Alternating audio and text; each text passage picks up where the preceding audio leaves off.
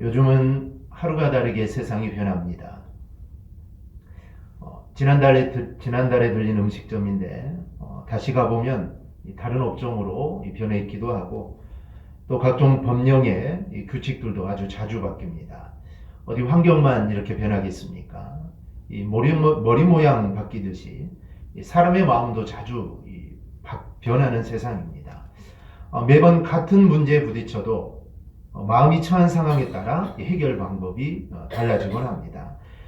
많은 것들이 정말 짧은 시간에 변해가는 이 시대에 살면서 우리가 변하지 않는 것에 대해서 이야기하거나 또 옛날 이야기를 하면 고지식하다 이런 말들을 합니다. 그런데 이런 이야기를 하는 이유는 오늘 우리가 이야기하고 또는 우리가 살펴볼 것이 이 변하지 않는 것에 대한 오늘 주님의 이 말씀이기 때문입니다.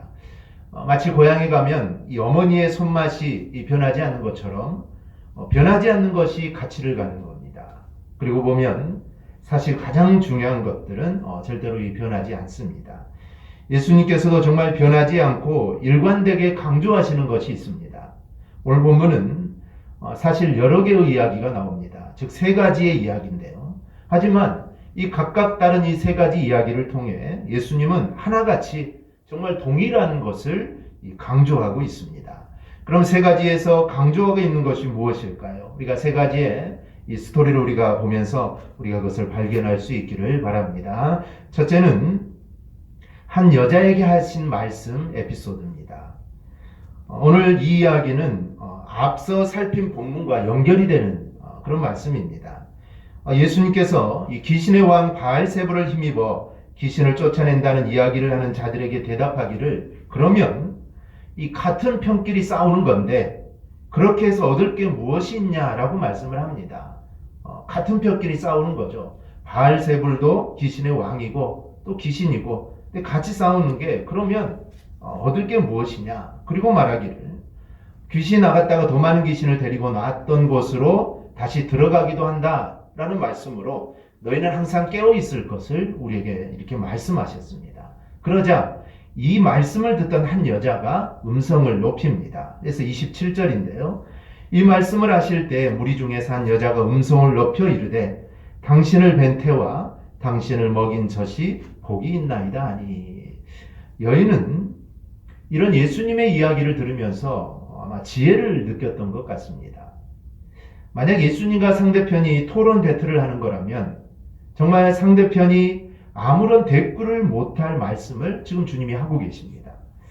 귀신의 왕 바알세불이 아니면 이런 귀신을 나가게 하지 못한다라고 말하는 자들에게 그러면 지금 귀신 나라 안에서 내전이 일어나는 것인데 그렇게 해서는 귀신이 절대로 선의 세계를 이길 수 없는 것이 아니냐라고 이렇게 말씀을 합니다.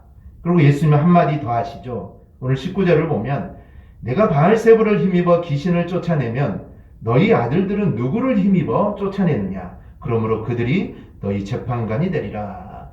즉 예수님 당시에는 예수님만 귀신을 쫓아낸 것이 아닙니다.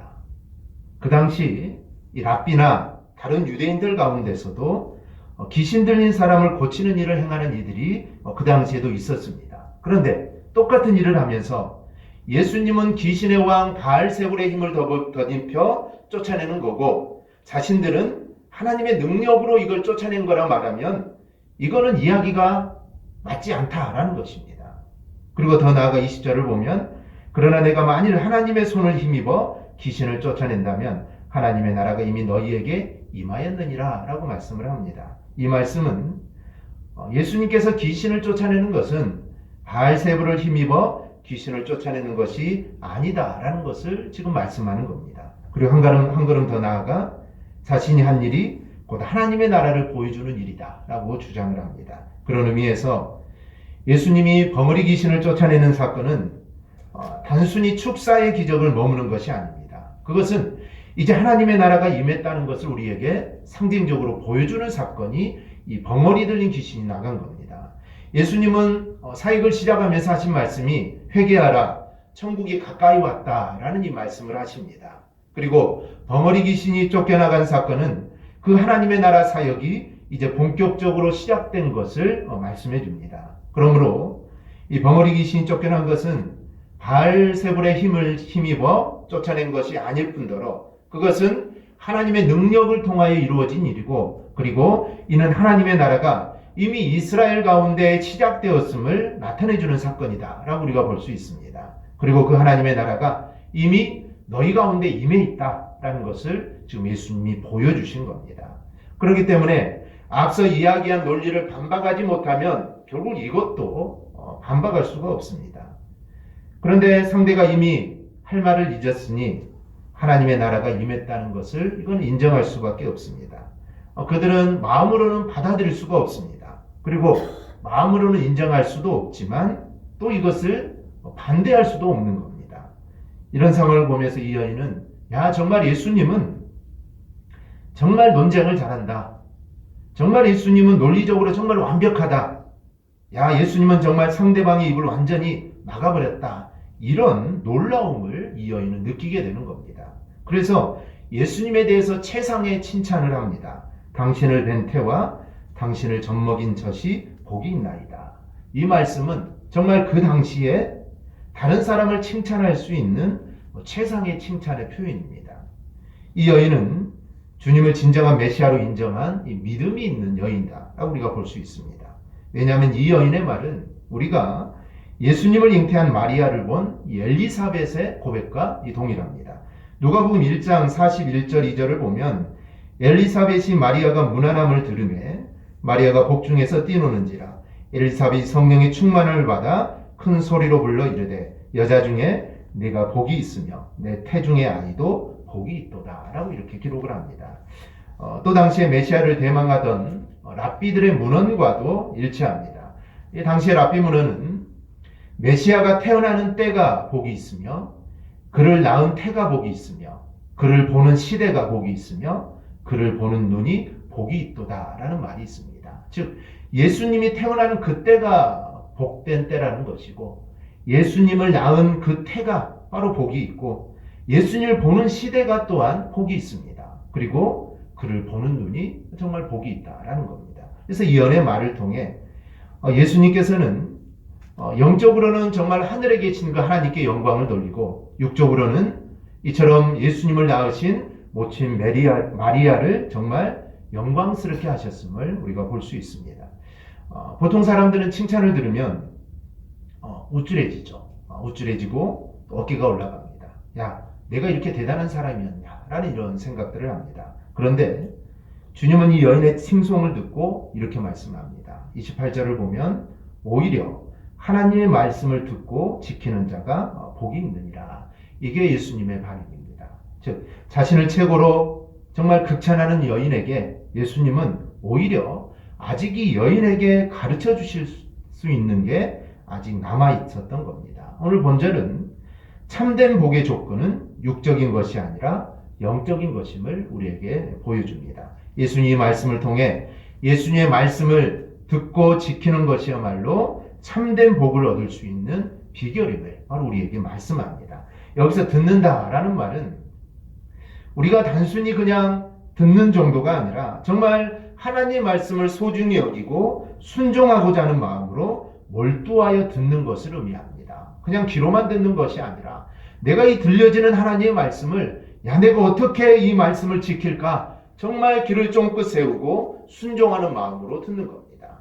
이렇게 듣는 것이죠. 그래서 이 단어는 오늘 본장이 시작되기 전에 이 마리아와 마르다 이야기를 우리에게 떠올리게 됩니다. 거기서 예수님께서는 음식을 준비하기에 정말 부산한 마리아보다는 자신의 발 앞에 엎드려 정말 말씀을 듣는 마리아에게 마리아는 이 좋은 편을 택하였으니 빼앗기지 아니하리라 라고 칭찬을 하십니다.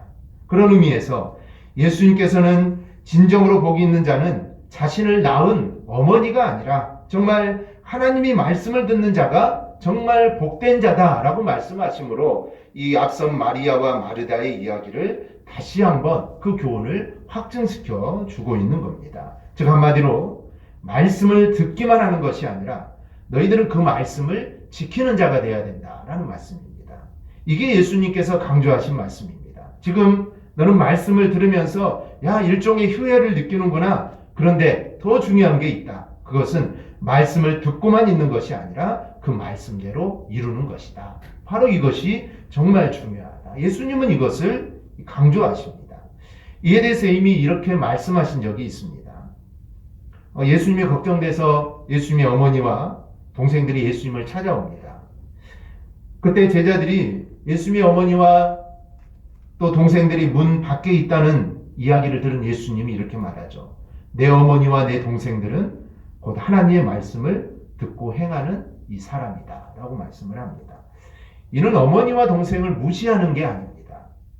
본문에 사용된 오히려라는 단어가 이 점을 제대로 지적해 줍니다.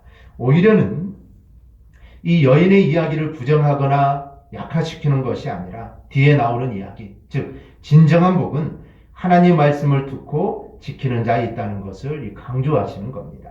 즉 예수님은 사람들이 말씀을 듣고 행하는데 우리 주님은 정말 관심이 많습니다. 예수님은 하나님이 약속하신 바로 그 메시아입니다.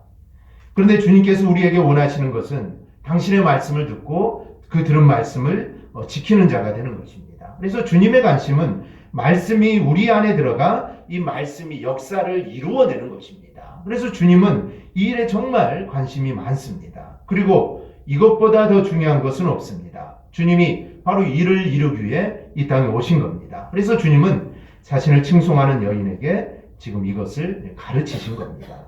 저와 여러분 모두도 좀 하나님 말씀을 우리가 듣는 것, 이거 중요합니다. 하지만 이것보다 더 중요한 것은 들은 말씀대로 우리가 지키고 또 행하는 것임을 우리가 절대로 잊지 않기를 바랍니다. 하지만 일단은 들어야겠죠.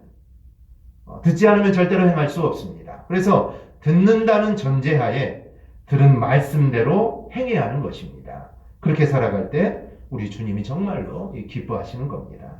주님이 가르쳐 주신 대로 주님의 말씀대로 살아가니 주님이 얼마나 기뻐하시겠습니까? 그래서 우리 모두 정말 행함이 있는 믿음이 되기를 주님의 이름으로 축원합니다. 그래야 정말 주님이 원하시는 일들을 우리가 행할 수 있기를 바랍니다. 두 번째는 요나의 표적입니다.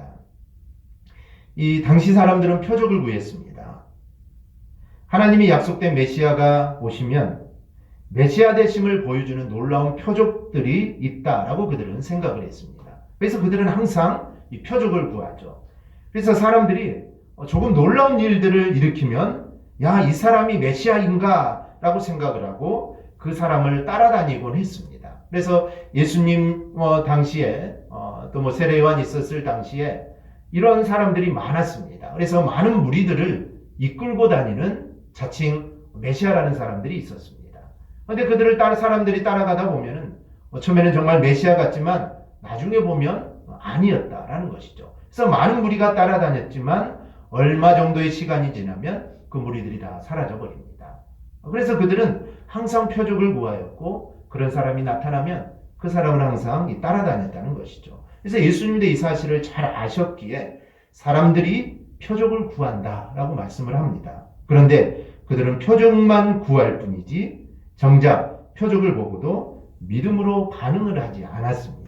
그래서 주님은 그들을 향하여 악한 세대다라고 이렇게 표현을 합니다. 그렇다면 예수님은 왜 이들을 향해 악한 세대다라고 이렇게 말씀을 하셨을까요? 그 이유는 유대인들이 표적을 구하기 때문입니다. 표적을 구한다는 이 행위는 믿음이 없다는 것을 반영하는 겁니다.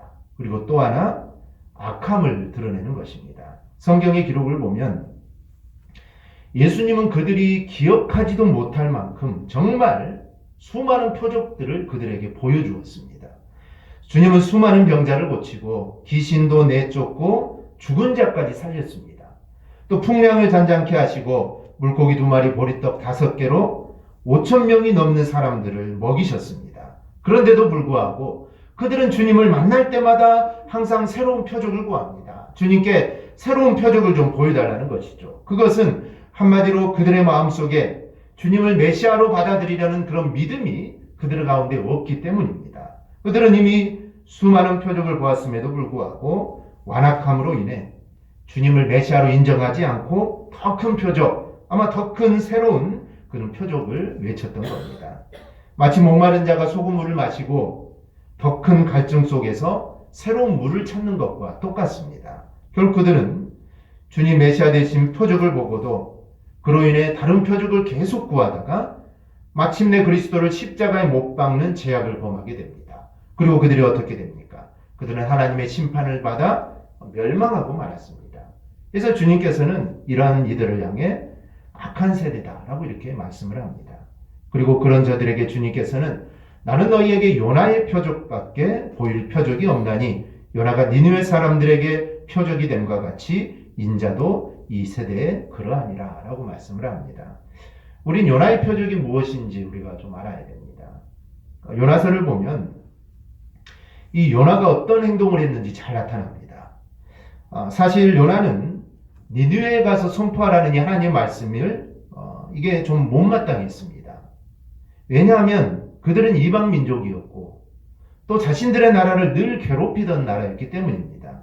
그래서 요나의 생각에는 그들이 회개하지 않고 이 멸망당해야 했습니다. 그래서 하나님이 니느웨로 가라는 하나님 명령을 따르지 않고 그는 반대 방향으로 도망을 갑니다. 도망을 가다가 풍랑으로 인해 바다에 던져졌고 하나님 예비하신 큰 물고기에 삼켜졌다가 다시 육지로 토해내집니다. 그러니 이제는 요나가 어쩔 수 없이 니느웨로 갔습니다. 니느웨에 갔어도 요나는 열정적으로 선포하지 않습니다. 이 3일 정도 걸릴 그 거리를 하루만 걸어다니며 선포를 합니다. 그러니 사람들이 제대로 들을 수가 없겠죠. 정말 3일 길을 돌아다니며 선포해야만 그래서 사람들이 많이 들을 텐데 하루만 전했으니 많은 사람들이 듣지 못했을 겁니다. 그런 후에 요나는 시원한 나무 그늘로 갑니다. 그리고 니느웨가 어떻게 되는지 보고 싶었습니다. 그의 마음에는 내가 전하기는 했지만 니느웨 사람들이 회개하지 않기를 그는 바랍니다. 그런데 그렇게 잠깐 잊힌 요나의 선포를 듣고 니느웨 사람들은 가장 높은 왕으로부터 가장 낮은 사람, 심지어는 동물들까지 모두 금식하며 회개를 합니다. 그것도 그냥 회개를 하는 것이 아니라 이 죄를 뒤집어 쓰면서 회개를 합니다. 이 죄를 뒤집어 쓴다, 즉 고대 근동에서 사람이 죄 위에 앉거나 죄를 뒤집어 쓴다는 것은 참을 수 없는 극심한 육체적, 심적인 고통을 나타내거나 자기 자신을 부정하고 하나님만을 바라보며 하나님의 은혜를 구한다는 그런 의미가 담긴 그런 행동입니다.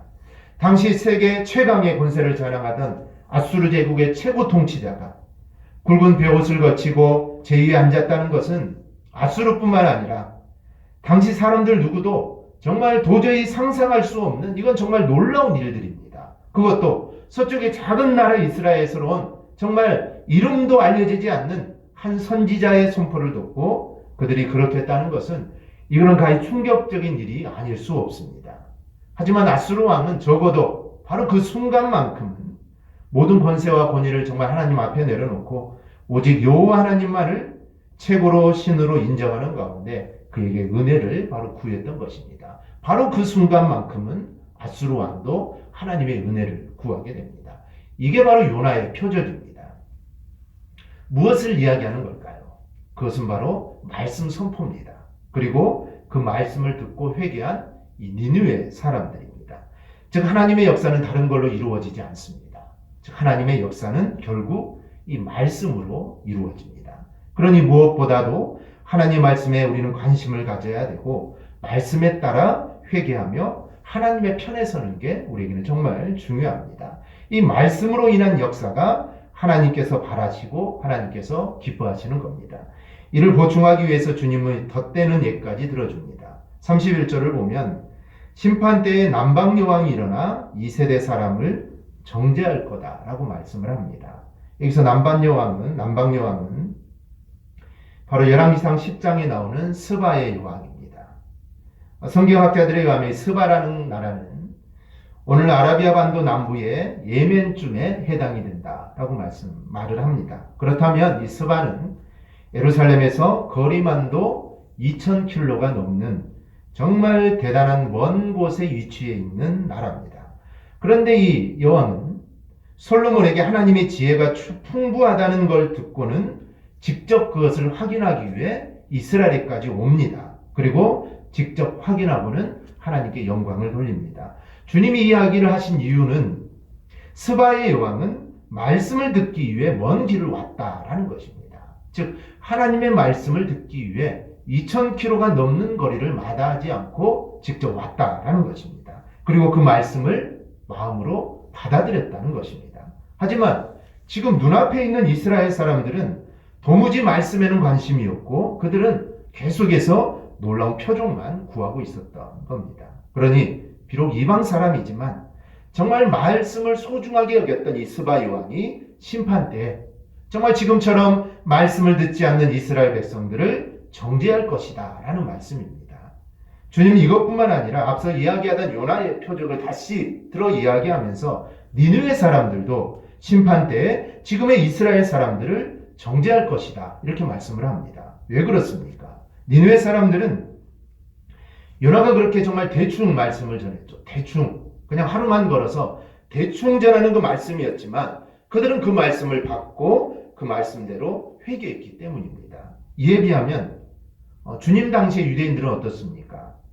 그들은 이방인들과는 달리 하나님께 받은 언약과 율법이 있는 그런 민족입니다. 게다가 지금 그들 앞에는 솔로몬이나 요나와는 정말 비교도 되지 않는 정말 그분이 진리의 말씀과 회개의 메시지를 지금 선포하고 있습니다. 즉 귀로 들었던 바로 그분이 지금 앞에서 말씀을 선포합니다. 그것도 3년간이나 각종 표적까지 직접 보이면서 말합니다. 요나가 하루 걸려서 전했는데 정말 니느웨 사람들이 회개했는데 예수님은 3년 동안 정말 각종 표적을 직접 보이면서 전합니다. 그런데도 그들은 그 말씀을 받지 않고 그 예수님을 십자가에 못 박아버립니다. 즉 그들은 주님의 말씀에 귀를 기울이지 않았습니다. 예수님께 강조하신 것은 다른 것이 아니라 바로 이 말씀입니다.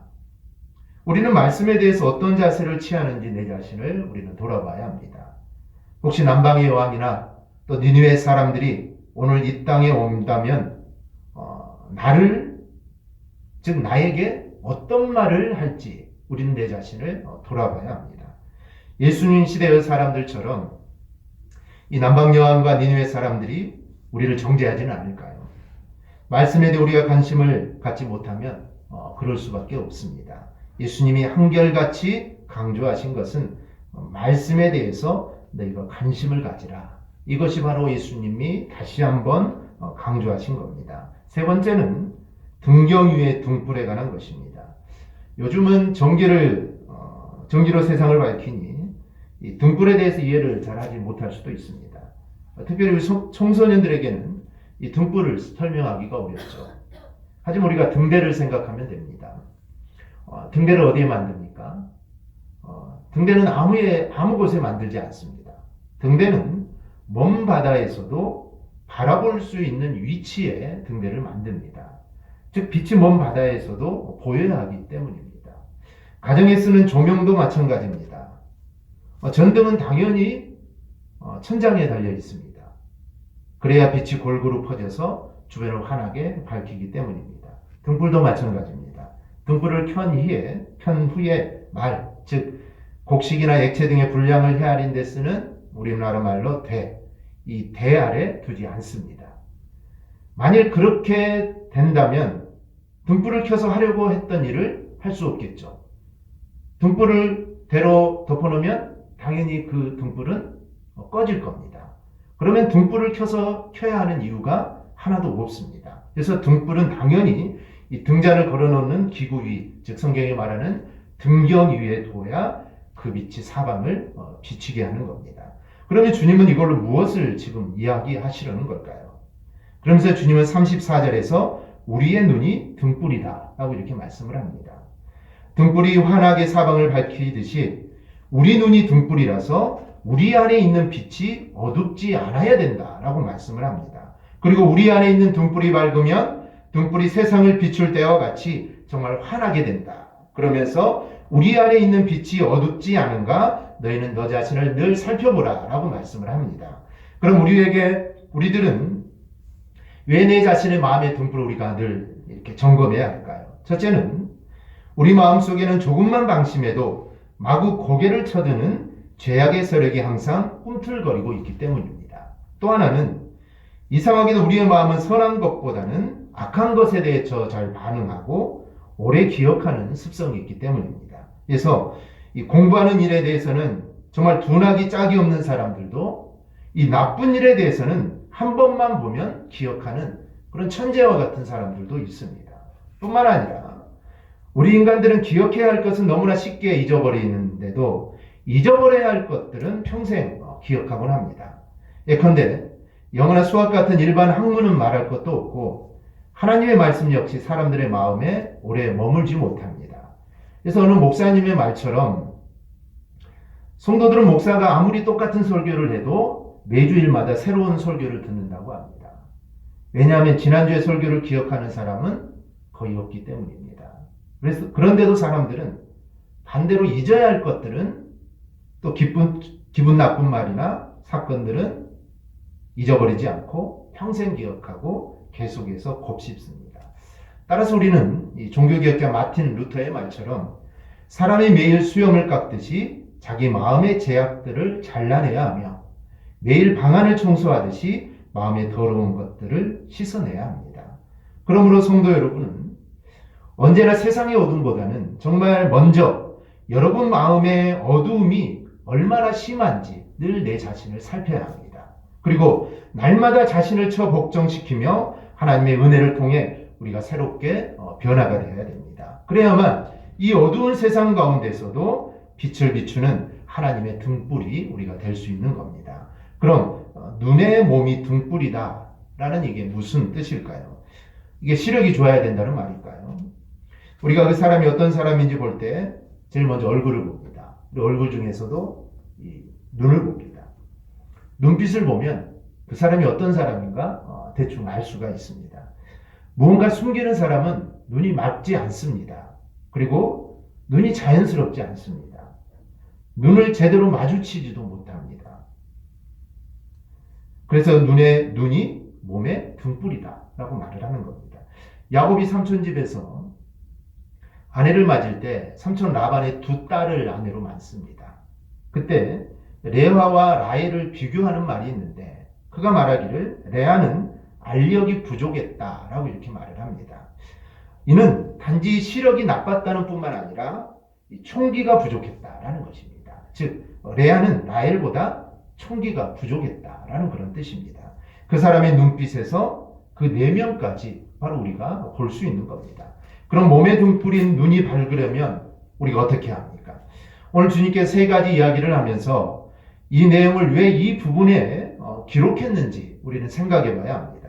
지금까지 예수님이 쭉 강조하신 것은 이 바로 말씀입니다. 그렇기 때문에 우리는 이 연장선에서 등불 이야기도 우리는 이해를 해야 됩니다. 그리고 사실 이어지는 이야기도 같은 흐름을 이야기합니다. 즉, 그 사람이 환하게 밝게 비추는 게 되는 것은 그 사람 안에 말씀이 가득 차 있을 때다라는 것입니다. 그것은 눈으로 말씀을 보고 귀로 말씀을 듣고 그래서 정말 그 말씀이 그 안에 가득 차서 말씀으로 인하여 생각하고 행동하는 자가 되어야 된다라는 것을 바로 우리에게 말씀을 합니다. 그러니 몸에 등불이 눈이 밝으려면 다른 것이 아니라 정말 말씀을 부지런히 읽고 그 말씀으로 자신의 삶을 만들어가야 합니다.